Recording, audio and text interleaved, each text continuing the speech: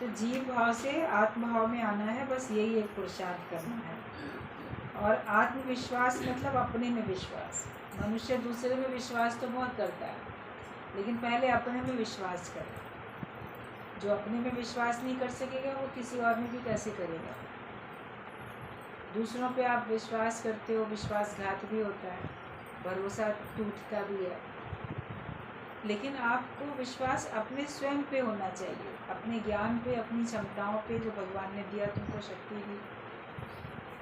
जो ज्ञान तुम्हारा अपना बन गया वही तुम्हारा है, तो उस पर विश्वास करो जो तुम्हारे जीवन में उतर चुका है ज्ञान। और अपनी मनोवृत्तियों को देखो कि वो कैसी है। पहले अपने में, फिर गुरु में, फिर सर्व में आत्मा देखो। पहले अपने में देखो, सबसे पहले अपने में भगवान देखो, उसके बाद फिर आपको गुरु में भी दिखेगा। अगर आप कहते हो कि हमको गुरु में भगवान दिख रहा है और अपने में नहीं दिखता, तो उसमें भगवान देखना भी आपका भी जैसे सही नहीं है। आप केवल ऐसे कह रहे हो कि हाँ दिख रहा है, लेकिन सुख मिलता है इसलिए दिखता है। अपने में जब तक नहीं देखा, तब तक बाहर में, किसी और में, गुरु में भी आप पूर्ण रूप से वास्तव में भगवान नहीं देख पाओगे। आपको सुख मिल रहा है इसलिए आपको लग रहा है कि भगवान, वहीं से सुख नहीं मिलेगा तो आप बोलोगे ये क्या है बात का, भगवान नहीं, तो बिल्कुल भगवान नहीं। लेकिन जब अपने में देख लोगे तत्व से, ज्ञान से, तो फिर आपको सर्वत्र परमात्मा साक्षात्कार दिखेगा। साक्षात परमात्मा आपको हर समय दिखाई देता है। तो तभी कहा अपना रूप पहचान, समझमन दर्शन यही बनता है। अपना रूप पहचानो, अपने आप को जानो और सर्व में भगवान देखो। जब गुरु कहते हैं कि अपने में देखो, तो आपको अपने में दिख जाता है, गुरु में भी दिख जाता है। लेकिन कमी क्या होती है, सब में भगवान नहीं दिखता। यहीं पे अधिक पुरुषार्थ की ज़रूरत है, यहीं पर अधिक मेहनत की ज़रूरत है। अगर सब में भगवान नहीं दिखा तो आप अधूरे हो, आपको मोक्ष नहीं मिलने वाला। लेकिन सर्वत्र परमात्मा दिखे। और अपनी मनोवृत्ति को पहचानो। एक है मायाकार वृत्ति, दूसरी है ब्रह्माकार वृत्ति। तुम अपने से पूछो तुम्हारी वृत्ति कैसी है, तुम्हारी मायाकार वृत्ति है कि ब्रह्माकार वृत्ति? तुम माया देखते हो कि ब्रह्म देखते हो? अपनी दृष्टि तो देखो। कल बात चल रही थी ना रंका और बंका की। देखा मिट्टी को मिट्टी से क्यों ढक रहे हो? मतलब कि उसकी वृत्ति ही, दृष्टि ऐसी थी कि है ही एक, तो फिर हम उसको अलग अलग मान के तो ढक रहे हैं ना। आप माया को अलग समझ रहे हो, मिट्टी को अलग समझते हो, तो मिट्टी से सोने की मोहरें ढक रहा था। मगर अगर मिथ्या देखते हो तो है ही मिथ्या। जैसी मिट्टी से कोई मतलब नहीं, वैसे सोने से कोई मतलब नहीं। और तत्व अगर देखते हो तो सर्वत्र वही है। तो हमें कुछ भी प्राप्त करने की, कुछ लेने की ज़रूरत ही नहीं है, क्योंकि वो तो मैं स्वयं हूँ। अपने आप को थोड़ी ना हम पाएंगे। हमने अपने को केवल जान लिया, अपने को समझ लिया। तो अपनी वृत्ति देखो। कहा जाता है चोर साधु को एक पहचानो। मतलब जो चोर है और साधु है उसको तुम एक पहचानो। अब एक समझ के व्यवहार करने के लिए नहीं बोला गया है, लेकिन उसको पहचान लो कि धारण करने वाला चोला जो है वो भगवान है। कहीं चोर के रूप में सामने है तो कहीं साधु के रूप में सामने है। किसकी शरण में हमको जाना है, किससे हमको बचना है, ये हमको ज्ञान से समझ में आता है। इससे आप ज्ञान से अपने को तय कर पाते हो कि किसकी शरण में जाना है। आपको भगवान की शरण में जाना है। फिर बोलो भगवान तो सभी हैं, आप ही कहते हो सर्वत्र भगवान है, हम तो सबको भगवान करके देख रहे हैं। तो क्या आप किसी अजनबी के, चोर के, किसी गलत व्यक्ति की शरण में चले जाओगे क्या कि ये तो भगवान है? तत्व से देखोगे वो भगवान है, लेकिन कहाँ हमको बचाव करना है और कहाँ हमको समर्पण करना है, ये हमको ज्ञान से समझ में आता है। विवेक खुलेगा तो आपको समझ में आएगा। गुरु से बातचीत करोगे तो गुरु भी बताएगा क्या करना चाहिए, क्या नहीं करना चाहिए। तुमको एक पहचानना है, मतलब कि तुमको सब में एक सत्ता है, इस बात को ध्यान में रखना। तो तुम कभी भी किसी से वैर नहीं रखोगे, ना किसी से राग रखोगे। नथिंग कैन टच आत्मा। आत्मा को कुछ भी असर नहीं कर सकता है, कोई उसको नहीं छू सकता है। आपको तो किसी के शब्द लग गए, कोई बात आपको छू गई, किसी की शब्द असर कर गए, किसी का प्रभाव पड़ गया, लेकिन आत्मा में तो कुछ नहीं है। आत्मा सबसे निर्लेप न्यारी है, तो उसको कोई चीज़ असर नहीं करती। असर तो तुम्हारे अंतःकरण को करती है, मन बुद्धि चित्त अहंकार, इसी को असर होता है, या तुम्हारे शरीर को असर होता है। ये आपके तन के ऊपर देखो मौसम का प्रभाव पड़ता है, सर्दी गर्मी बरसात, तन के ऊपर मौसम का प्रभाव पड़ता है, उससे वो अफेक्टेड होता है। गलत खान पान से अफेक्टेड होता है, परहेज ना करने से। मगर आत्मा के ऊपर प्रभाव थोड़ी पड़ रहा है, शरीर के ऊपर पड़ रहा है। या कहीं मान अपमान होता है, दुख सुख मिलता है, उसका प्रभाव आपके मन पे पड़ता रहता है। आपका मन दुखी होता रहता है, आपका मन परेशान होता है, या आपका मन बड़ा मस्ती में झूमता रहता है, तो आपको मन के ऊपर प्रभाव पड़ रहा है, लेकिन आत्मा के ऊपर उसका कोई प्रभाव नहीं पड़ रहा है। ना उसको लाभ से मतलब, ना हानि से मतलब। केवल जो जीव है उसके पास जब तक तन और मन है, बुद्धि है, चित्त है, अहंकार है, जीव भाव के कारण से, तो उसको सब प्रभाव पड़ता रहता है। वो तब सबको, हर एक को ऐसे समझता रहता है कि ये मुझे फ़ायदा पड़ा, ये मेरा नुकसान पड़ा। लेकिन वास्तव में देखा जाए, अगर तुम ब्रह्माकार वृत्ति में हो तो तुम देखोगे कि किसी के ऊपर भी किसी बात का तुम्हारे ऊपर प्रभाव नहीं पड़ा। फिर चूंकि तुम्हारे मन पे, तुम्हारे तन पे, और तुम अपने को आत्माकार वृत्ति में ले आए हो, तो देखोगे मन पे और तन पे भी प्रभाव पड़ता हुआ देखने वाले बनोगे, मगर उससे प्रभावित नहीं होगे, असर नहीं होगा। आप अपने मन को जीत सकते हो। और शरीर के ऊपर भी कैसी परेशानी आती है, तो उसको भी आप हिम्मत के साथ, शरीर की बीमारी को भी हिम्मत के साथ उसका मुकाबला करके उसको भी जीत सकते हो। बीमारी से भी आप जीत सकते हो, पॉजिटिव अपनी थिंकिंग रख के। हिम्मत नहीं हार देनी चाहिए।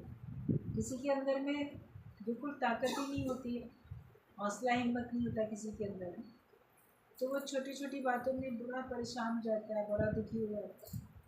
कोई बहुत बड़ी बड़ी बीमारी में, बड़ी बड़ी बातों में भी अपने आप को वो बिल्कुल स्थिर रखता है। तो अपने आप को हमें स्थिर रखने की ज़रूरत है। अंतर्मुखी सदा सुखी। अगर आप अंतर्मुखता में हो तो आप सदा सुखी हो, बहिर्मुखी प्रवृत्ति नहीं होनी चाहिए। आप अंतर्मुखता में आओ, मतलब कि जो आपका मन संसार की तरफ दौड़ता रहता है, संसार की तरफ भागता रहता है, तुम्हारे अपने स्वरूप से बाहर अलग जो भी कुछ है, मन वहाँ जाता है, तो वहाँ से हटा के अपने सच्चे स्वरूप में लाओ, भगवान में लेके आओ, ज्ञान में लेके आओ। उन सब से तुम्हारा क्या मतलब है? बोलो मुझे है काम ईश्वर से, जगत रूठे तो रूठे, मुझे किसी और चीज़ से काम नहीं है, केवल भगवान से काम है। और वो ही मेरा एक सच्चा साथी है, वो ही मेरे लिए सब कुछ जो मैं चाहता हूँ वो कर सकता है। किसी भी रूप में करेगा आके भगवान, लेकिन करेगा तो वही। तो इसके लिए हम भगवान से ही अपनी अर्जी लगाएं, भगवान से अपनी सिफारिश कराएं। इससे अर्जी लगाओ, एप्लीकेशन इससे के पास पहुंचाओ, उसकी सिफारिश लगाओ, सीधा एक भगवान से गुरु हमारा डायरेक्ट कनेक्शन पक्का करा देता है। न कहना तू कभी जग से, तू ईश्वर से ही कह ले। कभी संसार वालों से कहने की कोई ज़रूरत नहीं है। अगर कहना भी हो तो भगवान से कह दो, और वो तो बिना बोले भी समझ रहा है, बिना कहे भी जान रहा है। हम केवल उसके मार्ग पे चलते चले जाएं। अंतर्मुखता में रहोगे तो सुखी रहोगे। मन जितना बाहर की तरफ जाता है, जितना दूसरे में जाता है, जितना दूसरी बातों में जाता है, उतना वो दुखी होता जाता है। देह देखने से सब विकार आएंगे। आकार में विकार है और निराकार निर्विकार है। अभेद अविचारी व अनन्य भक्ति योग से परमात्मा मिलता है। फिर राग न द्वेष, कुछ भी आपके अंदर नहीं रहता। पता नहीं देह का उनको, तो फिर क्या औरों से मतलब है। जो देह से ही मतलब नहीं रखते, तो फिर औरों से क्या मतलब रखेंगे। और किसी के भी शरीर से हमारा कोई नाता नहीं है। हम किसी को भी देखें तो नाम रूप करके नहीं देखें, देखें तो उसको निराकार करके देखें। ऐसी निगाह अपनी बनाओ कि हमको सर्वत्र भगवान ही दिखे, क्योंकि आकार देखोगे तो आकार में कोई ना कोई कमी दिखेगी, आकार में कोई विकार दिखेगा, लेकिन उसको निराकार करके जानोगे तो आपको कोई विकार नहीं दिखेंगे, फिर आप उसको निर्विकार करके ही देखोगे।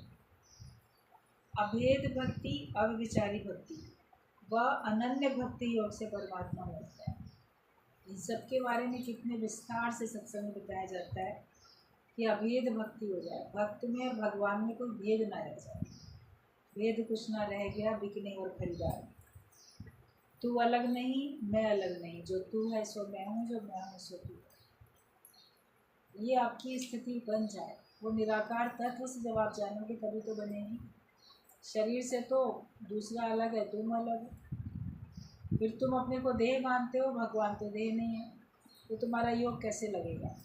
जब अपने को और उसको एक करोगे तब तो एक हो जाओगे।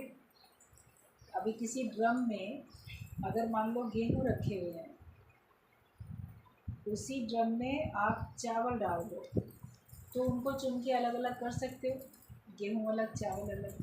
लेकिन जो गेहूँ जिसमें थे जिस ड्रम में, उसी में आपने थोड़े से गेहूँ के भी दाने और डाल दिए तो वो उसमें मिलके एक हो जाएंगे। फिर आप उसको चुन के अलग नहीं कर पाओगे, मैंने कौन से दाने डाले थे इसमें, कह नहीं पाओगे ना कि मैंने कौन से दाने डाले थे इसमें, वो अलग हो जाते हैं।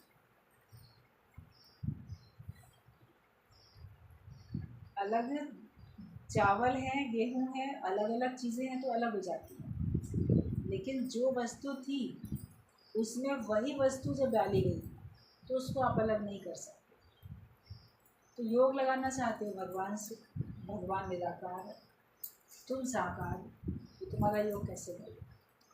तुम जब अपने को निराकार मानोगे तब तो लगेगा ना जाके। जब तक अपने को ब्रह्म नहीं जानोगे तब तक ब्रह्म से मिलके एक कैसे होगा? तो ये हमें उसके जैसा अपने को बनाना पड़ता है। अपने जीव भाव को, जैसे बात चल रही थी, जीव भाव से आत्म भाव में आने की तो यात्रा है पूरी की पूरी सत्संग में। यही तो एक पुरुषार्थ है। इस पुरुषार्थ में ढीले नहीं बनो, यतन में ढीले नहीं बनो। जितनी जल्दी हो सके अपना काम पूरा करके रखें। अधूरे अधूरे लोगों की भगवान को भी चिंता होती है, गुरु को भी चिंता होती है, और अधूरा व्यक्ति खुद भी खुश नहीं रह पाता, उसका मन भी परेशान परेशान रहता है। तो इसके लिए हमें अपनी तुलना परमात्मा से करके अपने को हूबहू वैसे ही बनाना है, तभी तुम्हारा योग लग सकता है। तो अभेद भक्ति ये है कि भेद नहीं है तुम्हारे में और मेरे में, अब कोई भेद नहीं, अभेद भक्ति है।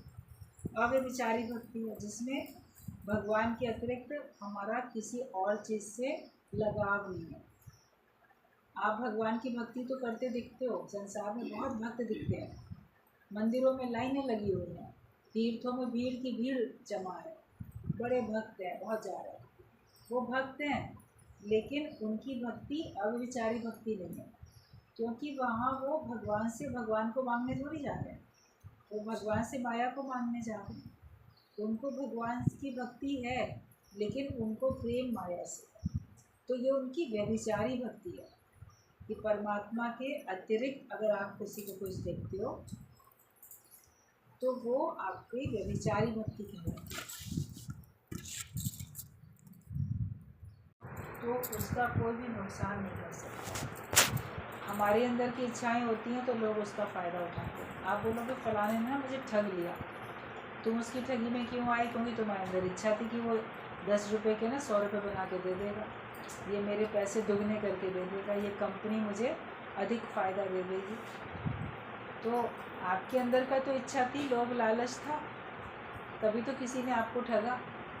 अगर आपके अंदर में कोई चाह नहीं होती तो ना तो कोई आपके धन को ठग सकता है और ना कोई आपका शारीरिक शोषण कर सकता है, ना कोई किसी और प्रकार से आपका नुकसान पहुंचा सकता है। आपके अंदर में बहुत सारी इच्छाएं होती हैं,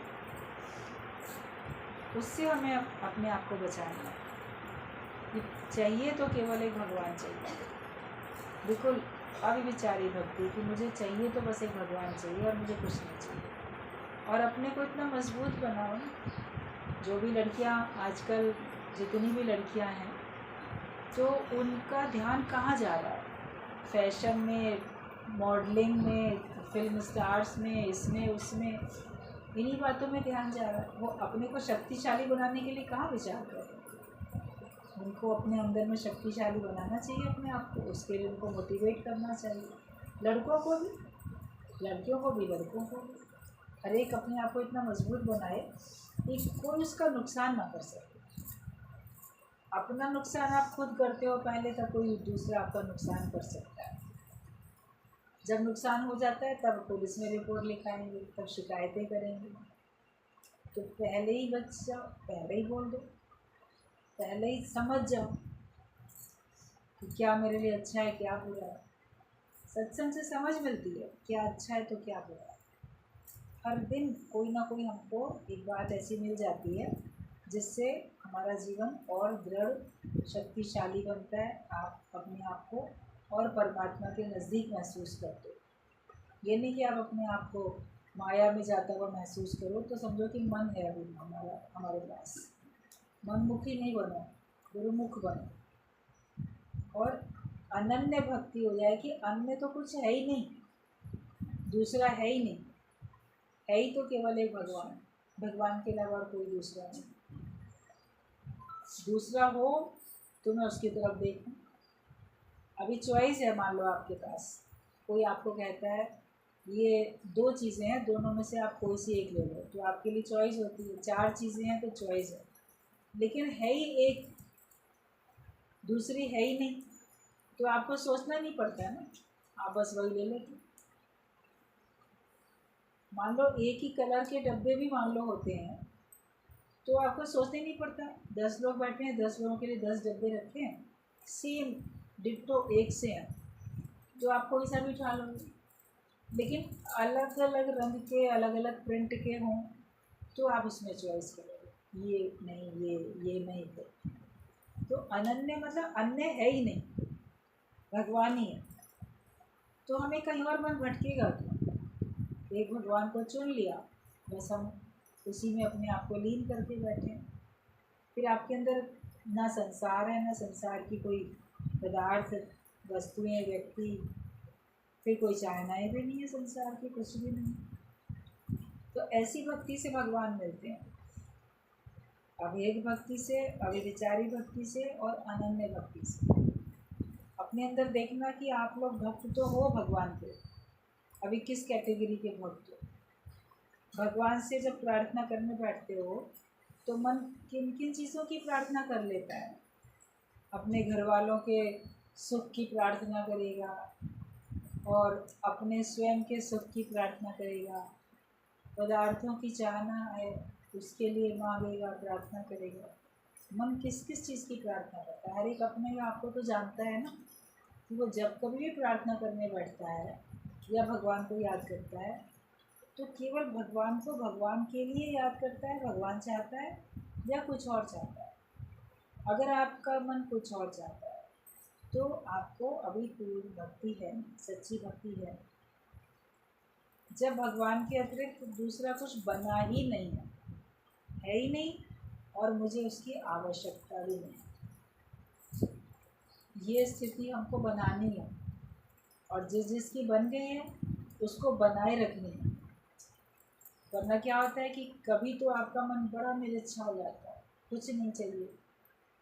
फिर जब बाद में कोई विपरीत परिस्थिति आती है तब सोचने लगते हो कि नहीं, ये भी तो चाहिए था, ऐसा भी तो होना चाहिए था, या अब हमें इस चीज़ की ज़रूरत है। किसी परिस्थिति में आपको किसी भी चीज़ की आवश्यकता भगवान के अतिरिक्त ना पड़े। कार्य करने की बात अलग होती है।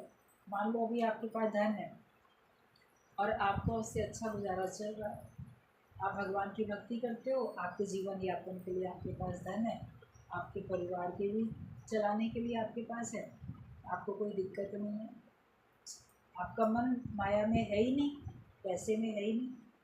लेकिन अगर कभी ऐसी परिस्थिति आती है कि आपका सब कुछ नष्ट हो जाता है, आपके पास कुछ नहीं बचता किसी भी कारण से, कभी देखो भूकंप आते हैं, कभी बाढ़ में लोगों के घर बह जाते हैं, कभी कुछ होता है, उनका सब कुछ चला जाता है, कुछ नहीं रहता पास में। जो तन पे वस्त्र होते हैं वही रह जाते हैं। अब पूरे पूरे गांव बह गए, घर बह गए या मलबे में दब गए, सब नष्ट हो गया किसी भी कारण से, या कोई चोर चुरा के ले गया किसी भी कारण से, तो आपके पास कुछ और बचता ही नहीं। तब फिर आपको और सब चीज़ों की आवश्यकता पड़ती है। यानी अब नए सिरे से हम कोई बिजनेस करें, नए सिरे से कोई नौकरी ढूंढें, नौकरी थोड़ा मिल जाती है। आप जो बिल्कुल अभी जीवन की शुरुआत कर रहे हैं, यंग जनरेशन, वो इतने बेरोज़गार घूम रहे हैं। फिर आप सोचो हमें मिल जाए बड़ी एज में, तो कभी नहीं भी मिल सकती, मिल भी सकती है, नहीं भी मिल सकती है। तो लेकिन उस समय जो भी आपके सामने जीवन यापन के लिए सही सही तरीके से जो भी आपके सामने कार्य आता है वो फिर आप करते हो, क्योंकि आपको कहीं भिक्षा थोड़ी मांगनी है, आपको अपना कार्य में अपने आप को लगाना है। मगर मन तो भी भगवान में है। किसी के ईश्वर के हुक्म से ऐसी परिस्थिति आई कि अब मेरे को अर्निंग के लिए कहीं कुछ काम करना पड़ रहा है। कोई बोलेगा पहले तो कहते थे मनी यूजलेस है, माया रहित होके बैठे हैं, आपको तो ज़रूरत ही नहीं थी, फिर अब क्यों कर रहे हो? क्योंकि अभी आपके पास जिम्मेदारियां हैं सामने, आपके पास घर है, परिवार है, और वो आप पे डिपेंड है वो बच्चे, तो फिर आपको उनके लिए करना पड़ता है। मन फिर भी भगवान में है, ये नहीं कि मन मेरा माया में चला जाए। वो ठीक है, भगवान ने जो रास्ता दिखाया वो हम करते हैं, कम या अधिक जैसा भी है, लेकिन मन तो फिर भी हमारा भगवान में रहना चाहिए। फिर वो समय आने पे हर एक अपने अपने पैरों पे खड़ा हो जाता है। तो आप चाहे अर्निंग करो या ना करो, माया आपको कमाने के लिए नौकरी बिजनेस करना पड़े या ना करना पड़े, जैसी प्रारब्ध है। मन आपका कहाँ रहता है? मन हमारा भगवान में रहना चाहिए कि हम हर हाल में अपने को सम अवस्था में रखते हैं, एक रस अवस्था में रखते हैं। फिर आपका योग लगा ही हुआ है, कार्य करते समय भी आपका योग लगा है। राजा जनक राज्य करते हुए भी उसका योग लगा हुआ है। सुखदेव मुनि का देखो निवृत्ति मार्ग में है, संत जो हैं सब छूटे हुए हैं तो भी उनका योग लगा हुआ है। तो जैसी जिसकी प्रारब्ध होती है, आपका मन तो आपका भगवान में रहना चाहिए। अगर मन भगवान में है तो फिर आपकी अव्यभिचारी भक्ति है, आपकी अनन्य भक्ति है, अभेद भक्ति है। लेकिन अगर हम भगवान से कुछ और मांग रहे हैं, बच्चे सेटल हो जाएं, ये ठीक ठाक रहें, पैसा मिल जाए या कुछ और बात सोचते हो, तो अभी आप सच्चे भक्त नहीं हो भगवान। आपको फिर सच्ची भक्ति करनी है जो गुरु सिखाता है। ज्ञान में आने के बाद ही हमको लगता है सब लोग सच्चे भक्त बनते हैं। बाकी तो देखने में लगता था ये भगवान का भक्त है, इसका ये इष्ट है, लेकिन वास्तव में उस इष्ट से चाहता तो माया ही था ना, कुछ और थोड़ी चाहता था, चाहता तो माया ही। तो अब जब आपको लगे कि अब मेरा मन कुछ चाहता ही नहीं है, तब आप सच्चे भक्त बनते हो और तब आपका योग लगता है। इसलिए अपना योग लगाओ और भगवान के अतिरिक्त कुछ ना चाहो।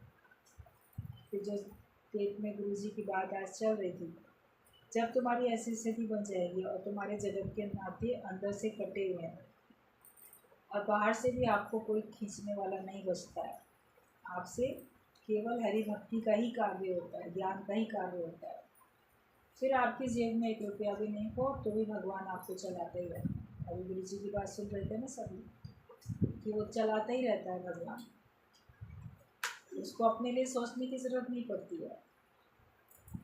उसको जब भगवान चाहता है उसको पानी पिलाना तो उसके सामने कोई पानी का गिलास ले आता है, जब भगवान उसको भोजन कराना चाहता है उसके सामने कोई भगवान का प्रसाद, कोई भोजन ले आता है, जब उसको कोई भगवान कहीं घुमाने ले जाना चाहता है किसी के पास भी, तो भगवान ने वैसी व्यवस्था बना देते हैं, हो जाता है वैसे। वो अंदर से तो भगवान का बन के रहता है, फिर परमात्मा उससे जैसा भी कार्य हो वो उसमें वो संतुष्ट है। तो हमें भी ईश्वर की रज़ा में राज़ी रहना है। डोरी सौंप के तो देख एक बार, उदासी मन काहे को कर। अपने जीवन की डोर वास्तव में भगवान को सौंप के बैठो, तो फिर आप देखोगे आपके जीवन में फिर खुशियाँ ही खुशियाँ। और जब कभी याद करो तो ज्ञान को याद करो, दूसरी बातों को याद नहीं करो। दूसरी बातों को याद करने से आप अपने स्वरूप से हट जाते हो, बहिर्मुखता में आ जाते हो। तो बोला ना, बहिर्मुखी सदा दुखी और अंतर्मुखी सदा सुखी। दुखों से बचना है तो भगवान को याद करना, और दूसरी बातें करना, सोचना, विचारना, चिंता करना, ये सब छोड़ दो। फिर आप देखोगे आपका जीवन बड़ा अच्छा बनता है। और अच्छाई ही फैलाओ। आप गुरु ने अच्छाई भर दी आपके अंदर में, ज्ञान भर दिया, वही फैलाओ। सबको सही समझ दो।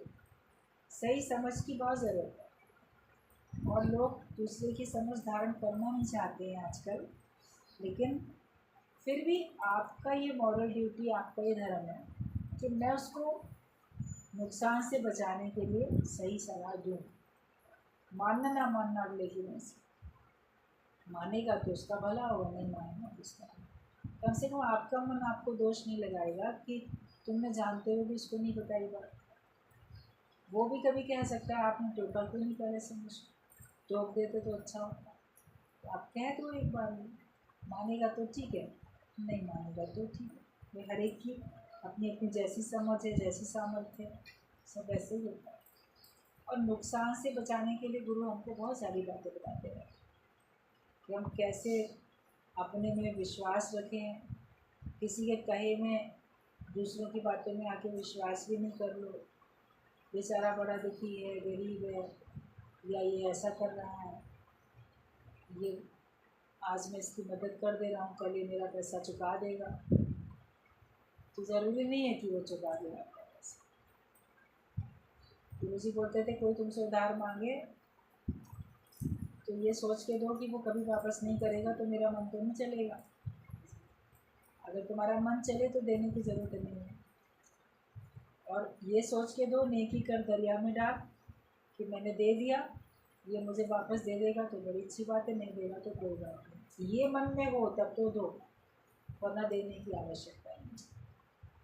अगला अपनी आवश्यकताएं कम करे जो उसको उधार मांगने की ज़रूरत पड़ रही है। और कहीं पे ऐसा लगता है नहीं इस समय इनिशियली इसको पैसे की ज़रूरत है, तो आप भले ये कह के उसको देते हो कि ठीक है आप ये अभी पैसा लगा लो, फिर मेरा मुझे वापस कर देना, ब्याज सहित करना या मूल धन वापस करना, तो वो वापस करता भी है जब उसको करना होता है। लेकिन अगर ना करे तो फिर तुम नए कर्म मत बनाने बैठ जाओ। इसलिए सोच विचार करके काम करना चाहिए। ऐसे तो बाहर भी आप देखो, सड़कों पे भी, अस्पताल में मेरा फलाना बीमार है, पैसे चाहिए, या मर गया, उसकी डेड बॉडी ले जाने के लिए पैसे नहीं है, गाड़ी के पैसे दे दो, क्या क्या बहाने से करते रहते हैं। बहुत ठगी तमाम प्रकार की हो रही है। और मोबाइल पर भी सब लोग जो हो बहुत बातें करते हो, जो नंबर आएगा उसको उठा लोगे और उससे फिर घंटों बातें करते हो अननोन नंबर से। वो भी नहीं करना है। आपका नाम से सेव कोई नंबर है, आप उसको उठा के बात करो। नाम से सेव नहीं है, अननोन नंबर है, तो ज़्यादातर तो उठाने की नहीं ज़रूरत है।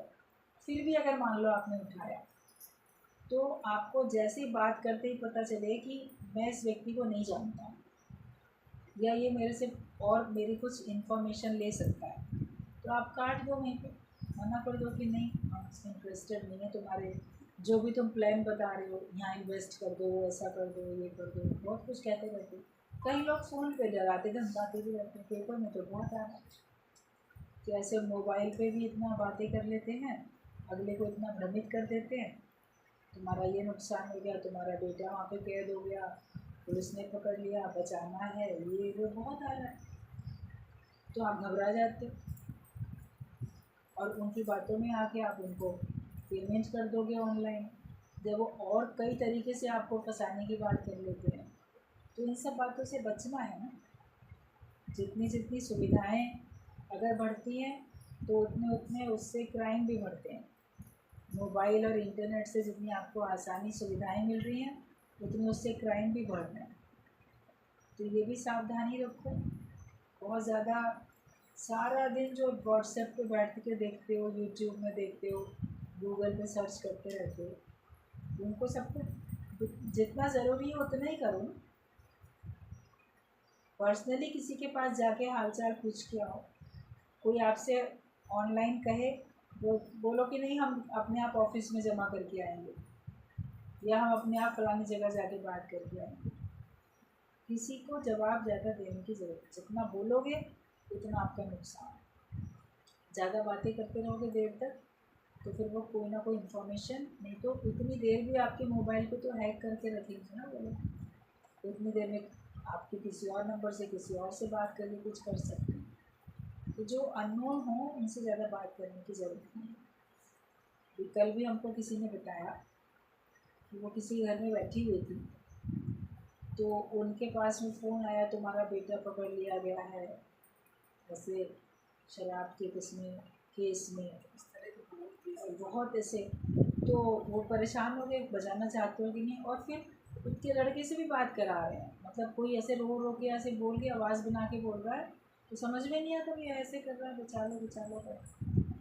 अभी वहाँ पहुँचो, इतने पैसे लेके पहुँचो, अच्छा ऑनलाइन नहीं दे सकते हो तो फलानी जगह पहुँच जाओ। तो वो जल्दी जल्दी से तैयार होने लगे कि हाँ चले जाएं। तो जो उनके घर में जो उनकी परिचित जो भी आए बैठे थे, उन्होंने कहा ऐसा है, अभी कहीं करने से पहले अपने लड़के को एक बार फ़ोन करो। भाई कहाँ भाई, उसके बताए जगह पे तो जा रहे हो, लेकिन बेटे से एक बार दोबारा बात करो। तो देखा बेटा घर में ही था और सो रहा, पीछे के कमरे में कहीं सो रहा था घर में ही, और वो कह रहे हैं कि तुम्हारा लड़का कहाँ है। बोले बिल्कुल हमारी आँखों देखी बात, हम उनके घर में थे, हमारे सामने ऐसे ऐसे। मान लो वो घर में ना होता उस समय, लड़का अपने किसी काम से बाहर गया हुआ होता, तो वो समझते कि या फ़ोन नहीं उठाता भाई, या उसका फ़ोन बिज़ी आ रहा होता, तो आप सोचते कि आप उसका फ़ोन बिज़ी आ रहा है, इसका मतलब और लोगों से हेल्प मांग रहा है, या स्विच ऑफ ही है मान लो किसी कारण से। तो बहुत विश्वास किसी को भी करना है, अपने में विश्वास करो और अपना काम बस जितना ज़रूरी है उतना आप मोबाइल से काम लो। हर काम के लिए मोबाइल को इस्तेमाल नहीं करो, आंखें भी ख़राब होती हैं और आपका दिमाग भी ख़राब होता है। इसलिए हर एक को दूरदर्शिता रखनी, क्या मुझे करना है क्या नहीं करना। सतगुरु सिख की हलत पलत संभाले, गुरु संभालता है चारों तरफ से, हमको समझ देता है हमको कि ये लोग सुखी और परलोक सुखी, तभी हो सकते हो, वरना नहीं हो सकता। ठीक है, समझदारी रखो सब लोग। ये किस्सा आपको बता रही